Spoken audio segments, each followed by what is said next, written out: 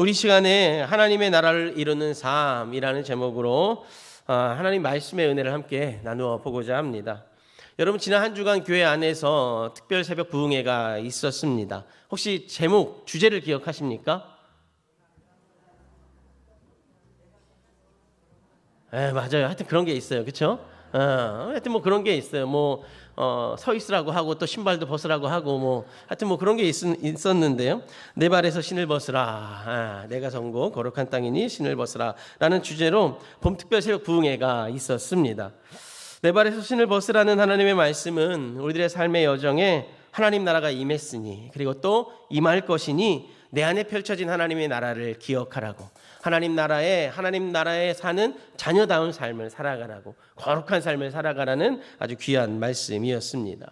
여러분, 그런데 어떻습니까? 우리가 5일간 집중적인 3일이지만 그래도 5일간 이 하나님의 말씀을 계속해서 듣고 묵상했는데요. 하나님 나라 잘 살아가고 계십니까? 하나님의 뜻이, 하나님의 나라가 여러분들의 삶의 여정마다, 또 가정마다, 그리고 관계마다 여러분 하나님의 나라가 잘 펼쳐지고 계셔요? 안 계셔요? 인원수는 많은데 목소리는 아마 잘 계시리라 믿고 있습니다. 우리는 흔히 여러분 하나님 나라 하면 여러분 무엇이 생각이 납니까? 평안한 삶, 형통한 삶, 근심이 없는 삶, 걱정이 없는 삶, 이런 게 바로 하나님 나라라고 생각을 하며 우리가 삶을 살아갑니다. 모든 것이 잘 풀리는 삶, 문제가 걱정이 없는 삶이 하나님 나라의 삶이고 그런 삶이다라고 생각을 합니다. 이 세상에서 발견할 수 없는 아주 이상적인 나라. 그래서 우리가 하나님 나라 하면 어딜 생각해요? 이 땅이 아니라 저 땅. 왜냐하면 이 땅에서는 아무리 생각을 해봐도 내가 생각하는 하나님 나라가 펼쳐져요, 안 펼쳐져요? 안 펼쳐지죠. 없다고 생각하기 때문에 그러하죠. 여러분, 이 시간에 찬양을 한번 불러보려고 하는데요. 그래서 저분들이 안 들어가고 지금 저기 앉아 계신데 왜 안 들어가나 여러분 걱정하셨죠. 들어가야 될 텐데 이 시간에 찬양 한 곡 하려고 그래요. 여러분, 이 시간에 찬양 한 곡 하려고 하는데요. 그 찬양이 뭐냐면 우리 어릴 적 불렀었던 찬양인데요. 사막에 샘이 넘쳐 흐리리라. 기억하시죠? 우리 이 시간에 이 찬양 함께 하고 말씀 이어서 하겠습니다.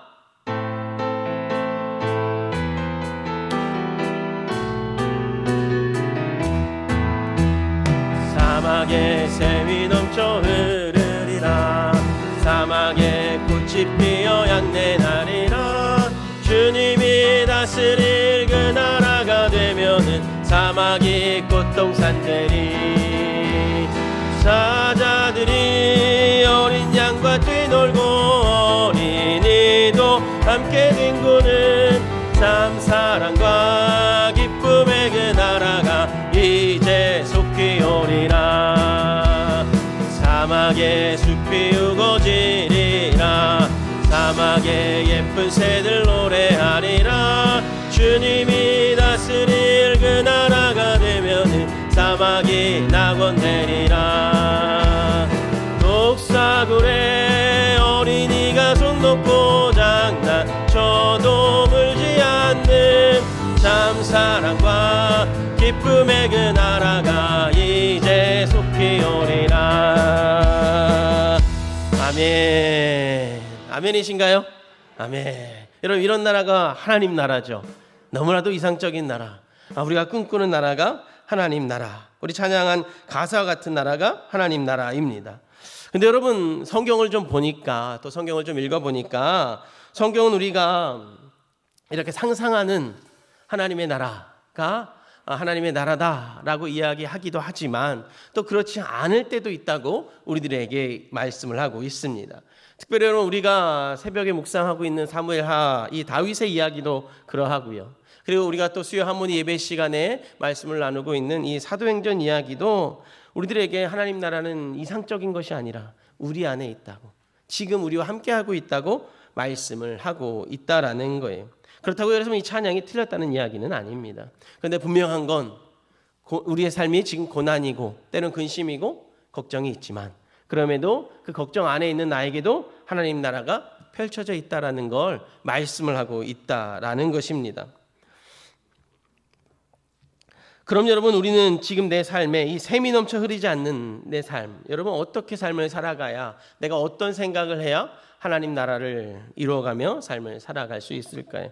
어떻게 해야 내 삶에 샘이 넘쳐 흐르는 하나님 나라를 체험하며 삶을 살아갈 수 있을까요? 오늘 그 답을 한번 오늘 성경 말씀을 통해서 찾아가 보려고 하는데요. 사도행전 이야기를 보면 이렇습니다. 성령 임재 사건이 일어났죠. 그리고 많은 사람들이 성령의 임재하는 것을 보고 또 바라보면서 놀랐습니다. 그리고 와, 예수 그리스도가 진짜 메시아였구나, 예수 그리스도가 진짜 그리스도였구나, 하나님의 아들이었구나 라는 것을 깨닫게 되어집니다. 물론 그로 인해서 핍박이 발생하기도 하고 어려움도 있기도 했습니다. 그런 상황 속에서 베드로가 앞에 서서 하나님의 말씀을 전하기 시작을 하죠. 우리가 따랐던 예수님은 하나님의 아들입니다, 그리스도이십니다, 메시아이십니다 라고 이 베드로가 많은 사람들 앞에서 말씀을 전하기 시작을 합니다. 여러분, 그 말씀을 전할 때 어떤 역사가 일어나냐면 맨 처음에는 3,000명이 예수를 믿겠노라고 결단하고 교회 공동체를 세워가기 시작을 합니다. 그리고 또 한 번 또 말씀을 전할 기회가 있어서 베드로가 말씀을 전할 때 그때는 5,000명이나 되는 사람들이 나 예수 믿겠습니다 하고 달려 나오는 놀라운 은혜의 현장이 펼쳐지죠. 그러나 여러분, 이 놀라운 역사의 현장 속에 그 역사가 계속 이어지면 좋은데, 말씀의 능력만 계속 나타나면 좋은데 그렇지가 않았어요. 말씀의 능력이 일어나면 일어날수록 고난이 찾아오기 시작했습니다. 핍박이 시작이 되어진 거예요. 하나님 나라가 펼쳐지는 듯 보이는데 예수를 따르는 제자들이, 또 예수를 따르는 수많은 무리들에게 핍박과 고난과 어려움이 찾아오기 시작을 했습니다. 바리새인들이 그들을 핍박하기 시작했고요, 사두개인들이 그들을 핍박하기 시작을 했고, 공의회가 그들을 인정하려고 하지 않았습니다. 그리고 이들의 핍박의 절정은 사도행전 7장의 주된 내용인 스데반의 이야기가 이들의 핍박의 절정이죠. 스데반을 세워놓고 이들이 돌로 쳐 죽이는 이야기, 핍박의 절정이라고 할 수 있는데, 여러분, 스데반의 죽음으로 인해서 사실 많은 사람들이 너무나도 놀랐습니다. 핍박이야 받을 수 있죠. 왜냐하면 생각이 다르고 사상이 다르니까 핍박이야 받을 수 있을 거라 생각을 했는데, 사람이 죽어나가니까 이게 핍박과는 완전히 좀 다른 문제로 이들에게 다가왔을 거예요. 너무 놀랐습니다. 스데반 역시 하나님 나라의 삶을 사는 자였는데, 하나님 나라의 삶을 살아가는 자의 마지막이 돌에 맞아 죽는 거라니, 주변에 있던 많은 사람들이 고민하기 시작을 했을 거예요. 걱정하기 시작을 했을 것입니다. 어렵기 시작을 했을 거예요. 이 정도의 삶이 펼쳐진다면 하나님 나라, 여러분 의지할 수 있을까요, 없을까요?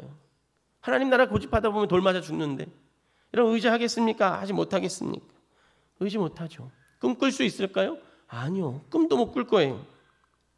그런데 여러분, 그 다음 본문, 오늘 8장 시작 본문인데요, 그 다음 본문, 오늘 우리가 읽은 본문 속에서 죄인으로 살아가는 우리들, 지적 한계를 지니고 살아가는 우리들에게 상상하지 못하는 일이 일어나고 있다고 성경은 우리들에게 일러주고 있습니다.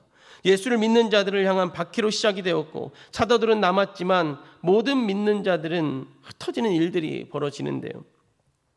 우리 말씀 1절 말씀 다시 한번 읽어볼까요? 우리 1절 말씀 함께 읽겠습니다. 시작. 사울은 그날에 예루살렘에 있는 교회에 큰 박해가 있어 사도 외에는 다 유대와 사마리아의 모든 땅으로 흩어지니라. 아멘. 박해가 일어났습니다. 박해로 인해서 흩어지는 일들이 발생을 합니다. 슬픈 일이죠. 교회로 보면 아주 위기입니다. 공동체로 보면 상실이죠. 사람의 눈으로 보면 실패처럼 보여져요. 하나님의 나라를 이루었다고 놀라운 이적과 기적을 일으켰는데 박해가 시작이 되자 만약 뿔뿔이 흩어지는 거예요. 그런데 여러분, 하나님은요, 하나님 나라가 그렇지 않다고 우리들에게 말씀을 하고 있다라는 것입니다. 하나님은요, 하나님의 나라가 박해 가운데도 하나님의 뜻이 이루어진다고 말씀을 하고 있다라는 거예요. 하나님은 순교의 사건과 핍박의 사건으로 흩어지는 상황 속에서 하나님의 나라를 확장해 간다는 걸 우리는 본문을 통해서 알 수가 있습니다. 성도들은 쫓겨났지만 복음은 쫓겨나지 않는다는 사실을 하나님 우리들에게 일러주는 거예요. 사람들은 흩어졌지만 말씀은 흩어지거나 말씀은 멈추지 않는다는 사실을 우리들에게 지금 말씀을 통해서 일러주는 거예요. 마치 여러분 민들레 씨앗이 바람에 흩어질 때 더 넓은 곳으로 퍼져가서 여러분 민들레가 일어나는 것처럼 하나님은 고난 가운데 흩어진 성도들을 통해서 하나님 나라를 넓혀가기 시작을 하시는 거예요. 그러면 여러분 오늘 우리가 이 본문을 통해서 분명히 보게 되는 것이 있는데요. 그것은 뭐냐면 하나님의 나라의 삶은 편안한 자리에만 머무는 삶이 아니라 어떤 상황 속에서도 복음을 붙들고 복음의 증인으로 살아가는 삶이라는 사실을 우리들에게 일러주고 있다라는 거예요. 그럼 여러분 구체적으로 하나님 나라 이 어떤 삶일까요? 먼저는 하나님 나라의 삶은 상황에 흔들리지 않고 복음을 붙드는 삶이라고 우리들에게 말씀하고 있어요. 하나님 나라는요 상황에 흔들리는 삶이 아니라 근심과 걱정, 어려움, 고난, 고통, 문제들로 흔들리는 삶이 아니라 오히려 그런 것들이 있을 때마다 무엇을 붙든다고요? 복음을 붙드는 삶이 하나님 나라를 펼쳐가는 삶이라고 말씀하고 있다라는 거예요. 여러분 서두에 말씀드린 것처럼 핍박이 시작이 됐어요. 교회 공동체를 향한 고난이 시작이 됐습니다. 그 중에 사도들은 그 박해 현장에 남아 있었습니다. 여러분 얼마나 힘이 들었을까요? 박해 현장에 남아 있다라는 거. 하루하루가 얼마나 두렵고 또 무섭고 떨렸겠습니까? 내일은 저들이 우리를 어떻게 힘들게 할까? 내일은 저들이 어떠한 도구로 또 어떠한 모습으로 교회를 핍박할까? 하루하루가 고통일 거예요. 문도 열어놓지 못하고 창문도 열지 못하는 그런 무서운 가운데 있지 않았을까요? 여러분 그리고 다른 사람들은 어떻습니까? 사도들은 교회에 남아 있는데 예루살렘에 남아 있는데 다른 사람들 믿는 자들은 뿔뿔이 흩어졌다고 성경은 이야기하고 있어요. 삶의 터전을 다 잃어버리는 삶이 되어버린 거죠. 직장도 잃어버리고 가지고 있던 모든 것을 다 내어놓는 삶이 되어져 버린 거예요. 누가 봐도 고난의 삶이 시작된 거예요. 그런데 여러분 성경을 좀 읽다 보니까 우리가 봤을 땐 제가 봤을 땐 집도 냅두고 도망가야 되고 직장도 냅두고 도망가야 되고 다른 모든 것들을 냅두고 다른 동네로 이사를 가야만 하는 상황인데 그래서 누가 봐도 고난일 거라고 생각이 되어지는데 정작 이 본인들은 그렇지가 않았다라는 거예요. 집도 삶의 터전도 다 내려놓고 도망치듯 나와 함께 힘들게 사는데 이들이 보여준 삶의 모습은 자신을 향한 믿음을 향한 원망이 아니라 자신을 믿는 그 하나님의 말씀을 전하는 삶을 살아갔다라는 거예요. 여러분 믿음 때문에 고난을 받으면 믿음을 원망하지 않겠습니까? 믿음 때문에 내가 이사를 가야 된다면 그것도 아무것도 가지지 못하고 도망치듯 이사를 가야 된다면 여러분 많은 고민이 생기지 않겠습니까? 믿어야 되나 말아야 되나? 여러분 얼마나 복잡한 심정이 되겠습니까? 근데 여러분 이 믿는 자들 흩어진 자들의 모습은 그렇지가 않았다라는 거예요. 자신의 믿음을 향한 원망이 아니라 자신을 믿는 그 하나님의 말씀을 전하는 삶을 흩어진 그 동네에 가서 내가 갑자기 이주한 그 동네에 가서 거기 가면 아는 사람도 없고 잠잘 곳도 마땅치 않고 어려움이 가득한 그 동네에 가서 하나님의 말씀을 전한다고 성경은 이야기를 하고 있어요. 여러분 우리 4절 말씀 한번 같이 읽어보겠습니다. 우리 사도행전 8장 4절 같이 읽겠습니다. 시작.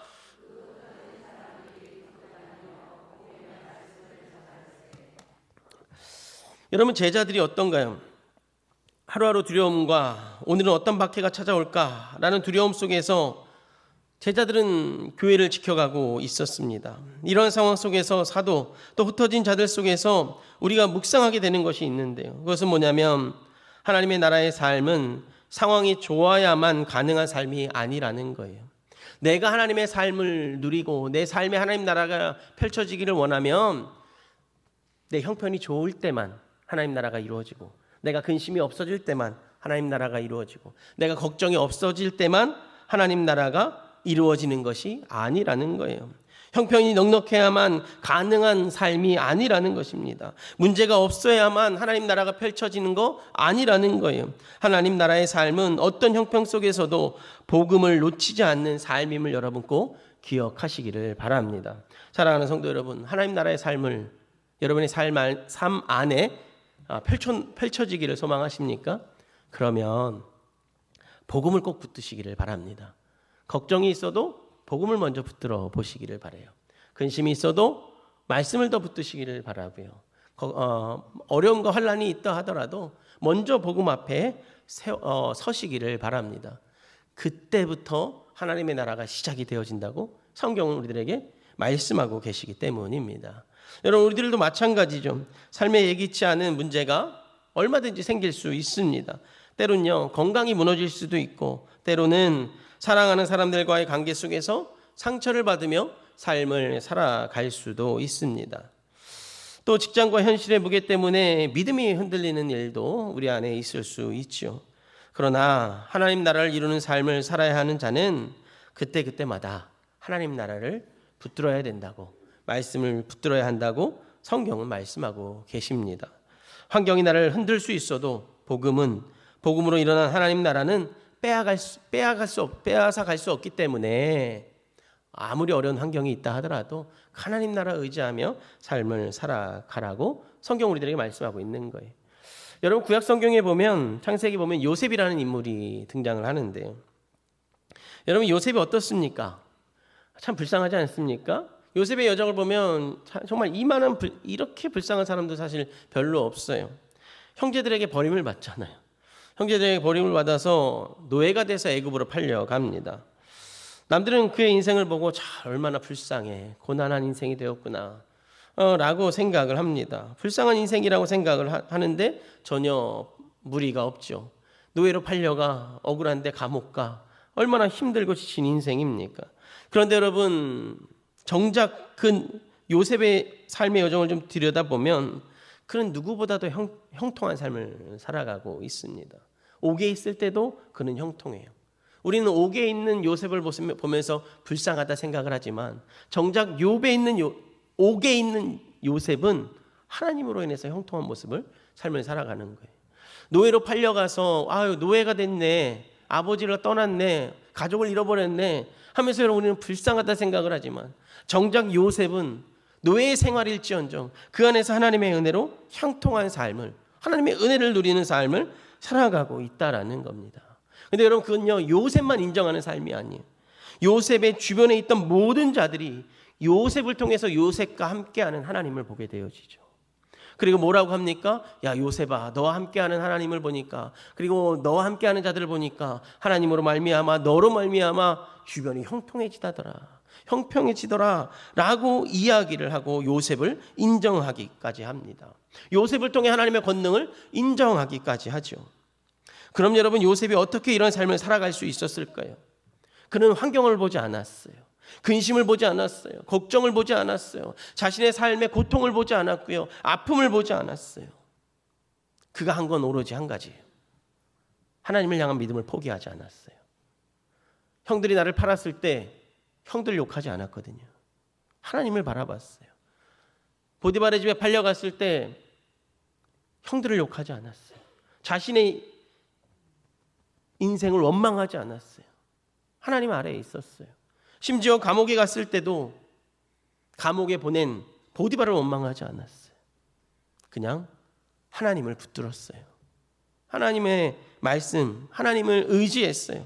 그러자 그는 누가 봐도 불합리한 삶이고, 누가 봐도 고통이 있는 삶이고, 누가 봐도 아파하는 삶이 당연한데 그 고통 중에 그는 형통할 수 있었다라는 거예요. 사랑하는 성도 여러분, 어떤 환경에서도 하나님을 포기하지 아니하면 우리 안에는 하나님 나라가 펼쳐짐을 여러분 꼭 기억하시기를 바랍니다. 근심과 걱정이 있어도 하나님 나라를 포기하지 아니하면 하나님 나라가 우리 안에 있는 거예요. 그런데 반대로 근심과 걱정 앞에 근심하고 걱정하고 있으면 하나님 나라는 절대 우리 안에 이루어지지 않죠. 하나님 주신 평화는 절대 우리 안에 이루어지지 않는다라는 거예요. 사랑하는 성도 여러분, 우리에게 필요한 것은 형편이 바뀌는 것보다 먼저 복음을 붙드는 믿음임을 여러분 꼭 기억하시기를 바랍니다. 하나님, 나 이것 좀 해주세요, 이것 좀 해결해 주세요라는 기도가 여러분 우리 안에 우선시 되어지는 것이 아니라, 하나님, 나 이 문제 앞에, 이 근심과 걱정 앞에 믿음 흔들리지 않게 해주세요, 나 먼저 하나님 바라보게 해주세요 라는 기도가 앞서야 함을 여러분 꼭 기억하시기를 주님의 이름으로 간절히 축복하겠습니다. 여러분, 두 번째로 하나님 나라가 우리 안에 펼쳐지려면 복음을 전함으로 기쁨을 흘려보내는 삶을 살아가셔야만 합니다. 여러분, 사도들은요 핍박을 받았습니다. 근데 예루살렘에 남아 있습니다. 그럼 이들이 여전히 핍박을 받고 살겠다는 것인데요. 그런데 그들의 삶, 또 그러한 삶 어땠을까요? 하루하루가 고통이지 않았을까요? 하루하루가 아픔이고 슬픔이고 무서움이지 않았을까요? 그런데 그들은 그러한 삶을 살았어요. 환경을 탓하지 않았어요. 교회를 지켰고요. 말씀을 지켰고요. 복음을 지켜가는 삶을 살았어요. 여러분, 어떻게 사도들이 이런 삶을 살아갈 수 있었을까요? 고난과 핍박 앞에 두려워하지 않는 삶, 고난과 핍박 앞에 무서워하지 않는 삶을 여러분 이들이 어떻게 삶을 살았을까요? 이들에게는 복음으로 일어난 기쁨이 가득했기 때문에 핍박보단 복음으로 일어난 기쁨이 있었어요. 핍박보단 복음으로 인한 은혜가 이들 안에 가득 차 있었기 때문입니다. 그리고 그 기쁨이, 그 복음으로 인한 기쁨이, 그리고 복음으로 인한 그 은혜가 이들의 삶을 통해서 펼쳐져 갈 때 하나님의 놀라운 역사를 바라보며 이들이 또 기뻐할 수 있는 삶을 살아갈 수 있었다라는 것입니다. 고난과 핍박이 있었지만 이들에게 그 고난보다 핍박보다 복음으로 일어난 기쁨이 훨씬 더 컸다라는 거예요. 그래서 여러분 그들은 도망가지 않고 흩어지지 않고 예루살렘 교회를 지켜갈 수 있었던 거죠. 그리고 교회를 성장시킬 수 있었고 하나님 나라의 전초기조로 만들 수 있었다라는 것입니다. 그리고 여러분 그 확실한 더 이유가 한 가지 있는데 그것은 뭐냐면 흩어진 자들의 모습에서 이들이 왜 교회를 지킬 수 있었는지, 교회 안에서 기뻐할 수 있었는지, 그 기쁨의 능력으로 이 교회를 성장시킬 수 있었는지를 볼 수가 있습니다. 여러분 5절 이하를 보시면 흩어진 자들 중에 빌립이라는 한 사람이 등장을 합니다. 빌립은요 사마리아 성에 내려가게 되고 그리스도를 복음을 하나님의 나라를 전파하기 시작을 합니다. 그러자 여러분 어떤 일이 일어났냐면 우리 말씀 한번 읽어볼까요? 8장 6절에서 7절 말씀인데요. 우리 같이 말씀 함께 읽겠습니다. 8장 6절에서 7절입니다. 시작. 우리가 빌립의 말도 듣고 행하는 표적도 보고 한 마음으로 그가 하는 말을 따르더라.